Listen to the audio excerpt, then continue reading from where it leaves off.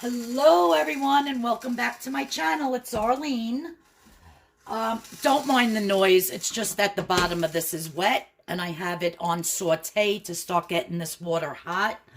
So that's the noise you hear. What I'm going to show for you today is how I cook my corned beef for St. Patrick's Day. Now, the corned beef that I purchased is super lean. When I'm telling you lean, it's the leanest corned beef you're going to get. It's called the corned beef I-round. I got it at BJ's. It's the only place I can find the I-round. Usually there's the flat cut or the thick cut. Now the flat cut is a lot better than the thick cut. The thick cut has a ton of fat going all throughout it and on the outside. The flat cut has more of the fat on the outside, you know, and then it's thin like this. But this I-round looks like an I-round roast beef, except for it's corned beef, and it's delicious. Now, there is some fat on the outside, but after this cooks and I trim it all, as you can see, this is all solid meat. And when I slice it on my slicing machine super thin, I'm telling you, it melts in your mouth. So, and even so, there really isn't that much fat on the outside. Basically just here and a little here. But you want that in your water. You don't want to take it off now because that's going to flavor your cabbage and your potatoes. So I'm just going to put this in with the fat side down.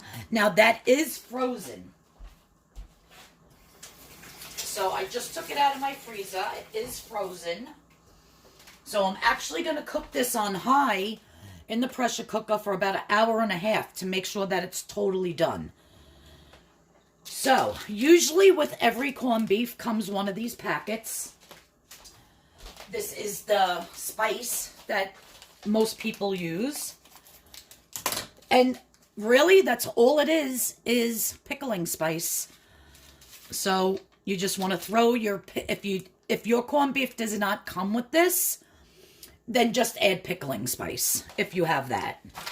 I usually have pickling spice all the time as well because I make pickles in the summertime with my Kirby cucumbers.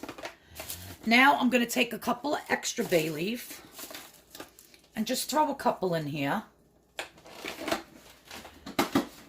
And then also what I put in, now if you have a can of beer, you can do it that way. You can throw in a can of beer.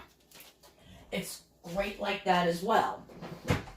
I don't like the beer flavor. You know, if you're going to cook your carrots and your cabbage and your potatoes separate, then yeah, the beer tastes really good with the corned beef. But I just don't like the beer taste with the cabbage and with the potatoes. So I'm not putting beer in this because I will be saving this juice after this corned beef is cooked. I'm going to take it out, let it rest. I'm going to slice it, and then I'm actually going to put it in the refrigerator until Wednesday. And then I'm going to save this juice because this juice is what I'm going to cook my cabbage, my potatoes, and my carrots in all at one time. So I want that flavor from the corned beef to get into my potatoes and my cabbage and my carrots. So I will be saving the juice. But today's video is just on how I cook my corned beef. Because I actually have to buy a cabbage. I have some potatoes and I do have my carrots. So maybe I'll just cook them up quick. But I don't have my cabbage yet. And I didn't feel like running to the store today. So I will get my cabbage tomorrow. Also, this corned beef was only $13.01. And there's tons of meat in here because there's hardly any fat. So now what I'm going to do is I'm going to take some pickle juice. And you're going to say, why the heck are you putting pickle juice in your corned beef? It just adds a nice little flavor. So this is 1/4. So I'm going to put about 1/2 cup. I always save pickle juice because sometimes if I get cramps in my legs in the middle of the night, you drink pickle juice and it goes away immediately.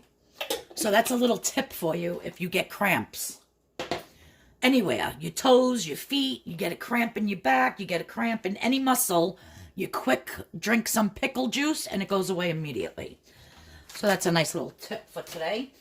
Then I have some Nathan's spicy brown mustard, which you can use any spicy brown mustard you want. And I'm really not going to measure this. Just putting in a couple of squirts like that. I'm just going to mix this up. Now, if you don't like pickles, you don't like mustard, don't put it in. This is how I'm making mine. I'm just showing you how I do mine. I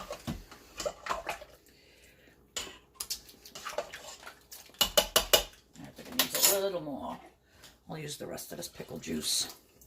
I might as well eat that one last little pickle in there.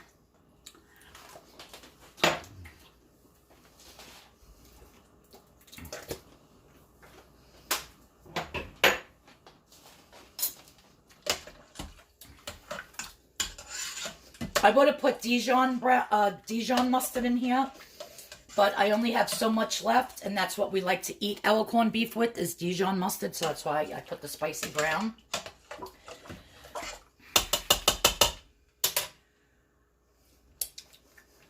Perfect. All right, so now that that's in there, I'm going to put the lid on. I'm still in my pajamas, actually. Don't mind me. I was on the phone with eBay for over an hour and a half and trying to get my taxes done for Poshmark and eBay and Macari. And it just was taking me all day. And by the time I knew it, it's 2 o'clock already and I still didn't even get dressed. So I'm like, you know what? I'm not going anywhere today. So guess what? Today's a stay at home in your pajama day. I still have to go upstairs and finish more tax work so I could make the appointment and go. So yeah. All right, so now that this is in, and because it was frozen, if you're going to cook yours not frozen, I would do it for about 45 minutes to an hour, but because this one is frozen, I'm starting with the very, very warm water, almost boiled water. I'm going to hit pressure cook. And I wonder how much this lets you pressure cook for. Because I want to do it for an hour and a half. I might have to do it for 1 hour. Oh no, it goes up more. I thought maybe it only went up to an hour. And we'll do 5 extra minutes for good faith.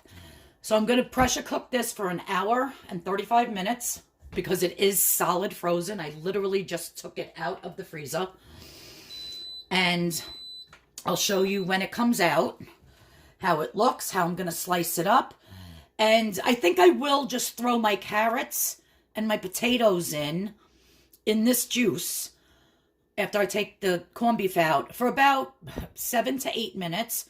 Those will be done. And then Wednesday or tomorrow when I go get my cabbage, I'll save this juice and I will cook my cabbage in it as well. And the cabbage only takes about maybe 6-7 minutes. So, all right. Okay, so it's been an hour and a half, and then I let it sit for 14 minutes to get some of the steam out.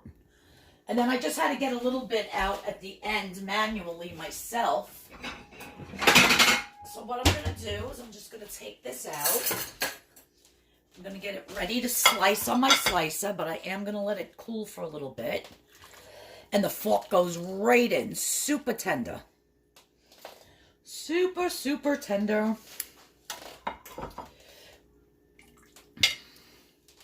Look at that. That's all meat. I just got to see how the fat just basically melts off. So I'm just going to get all this fat off of it. And this whole eye round is just pure meat throughout the whole thing. This is the best cut that you're ever going to have. Just going to pull a little strand out.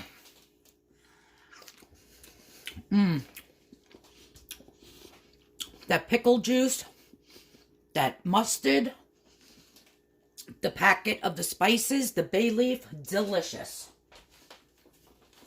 Next thing that I'm going to do is because I don't like all this, like, all that kind of stuff in it.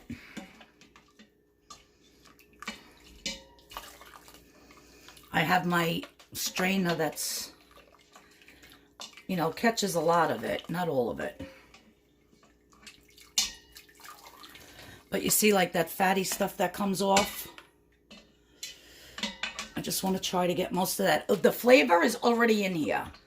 So if you want to take the bay leaves out, if you want to take all that pickling spice out, all those seeds. Actually, it's mustard seeds, juniper seeds, peppercorns.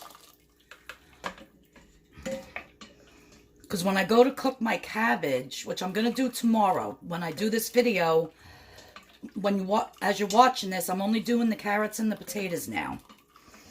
And I'm going to save the juice, and then I'm going to do my cabbage probably Wednesday on St. Patrick's Day. But I'm definitely going to save this juice in a container, throw it back into here, and cook the cabbage for like 6-7 minutes, and it's going to be perfect. So I'm just straining this a little to get some of that stuff out. See how much came out? Get this over to the sink. So now what I'm going to do is I have my carrots. And these are the baby cut carrots from Green Giant. I got these at BJ's.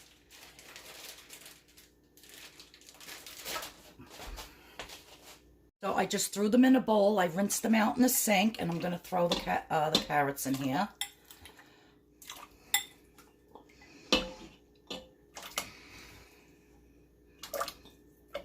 So they're nice and washed.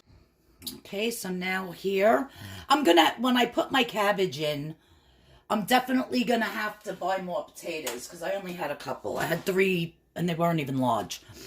So I peeled and cut my carrots into pieces like this, and then 1 onion. I always like to throw an onion in. It tastes very good with the cabbage. Like I said, I don't have the cabbage now, but the cabbage will be cooked in the same juice. So now the juice is going to have all the flavor of that onion. But if I had my cabbage would go in at this time. So of course you're doing it all at one time. And if you don't have an Instapot and you're doing this on the stove in a regular big pot, what you can do is you first cook your corned beef on a slow rolling boil for about 3 to 4 hours with all the same ingredients in it. Then you take it out once it's done, let it rest before you slice it. And then in the meantime, you'll add your cabbage, your carrots, your onions, and your potatoes. And then you bring it back up to a boil, and you boil it, I would say, for 20-25 minutes until all of that stuff is done. But being that we're doing it in an Instapot, it's so much quicker. But like I said, the cabbage would be in here as well if you're doing it in the Instapot all in one day.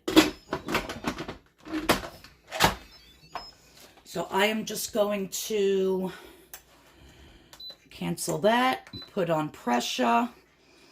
I'm actually going to do the pressure on high for 1, 2, oh, I gotta go down.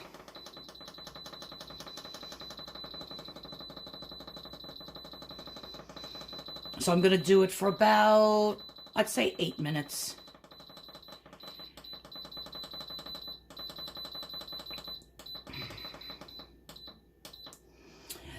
And when you're doing yours, if you find that, you know, like the potatoes are still a little tiny bit hard or the cabbage isn't done enough, just close it up again and put it on for another minute or 2. Or shut off the pressure cook, hit the saute button where it boils, and just leave it in the pot and put the lid on. And this way it'll continue to boil and it'll cook as well. So I'm going to try to get almost all this fat off of here. I'm going to bring it to my slicing machine. I'm going to slice it up and I'm going to show you how it looks. Okay, so as you can see, I took almost every single piece of fat off. There's a couple little strands left. But see that? All the fat's off. So I'm just going to put it on my slicer. And we are going to begin to slice.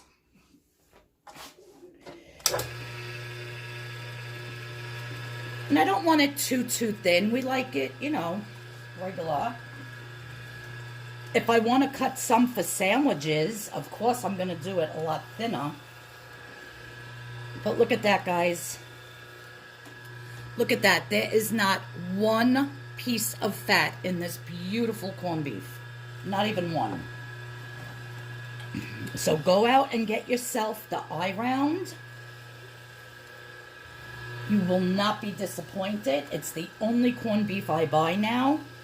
I hate those big, gigantic, fatty corned beefs that are disgusting.